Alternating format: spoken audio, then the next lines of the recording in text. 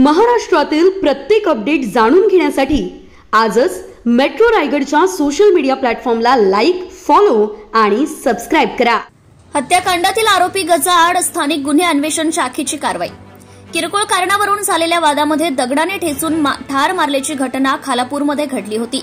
स्थानिक गुन्हे अन्वेषण शाखेच्या पथकाने खून करणाऱ्याला उत्तर प्रदेशमधून ताब्यात घेतले।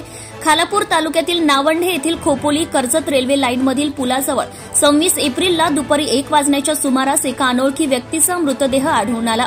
त्याच्या डोक्यात कोणत्या तरी हत्याराने जखम करून ठार केले असल्याचं दिसून आले।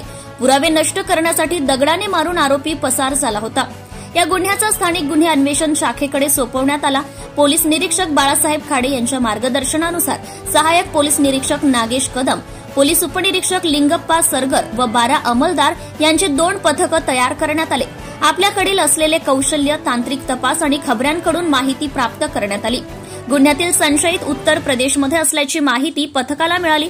त्यानुसार पोलीस उपनिरीक्षक लिंगप्पा सरगर व 4 पोलीस कर्मचारी यांना तात्काळ उत्तर प्रदेशमध्ये रवाना करण्यात आले। या पथकाने लवकुश पासवान याला उत्तर प्रदेशमधील कुलाहामधून ताब्यात घेतले। पोलिसी दणका मिळाल्यावर तो बोलका झाला। तर सुभाष विश्वकर्मा हा इसम खालापूरमधील गोदरेज कंपनीत कामाला होता। आरोपी लवकुश पासवान याच्या शेजारी गेल्या काही दिवसांपूर्वी सुभाष राहण्यास आले होते। दोघांची ओळख झाली होती। 22 एप्रिल रोजी सुभाष आणि आरोपी या दोघांनी मद्यपान केले होते।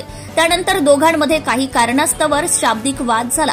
हा वाद विकोपाला गेला। अखेर पासवान याने विश्वकर्मा याला खाली पाडून त्याच्या छातीवर, डोक्यावर दगड मारले। यामध्ये विश्वकर्मा गंभीर जखमी होऊन त्यांचा मृत्यू झाला। Subscribe now and press the bell icon. Never miss an update.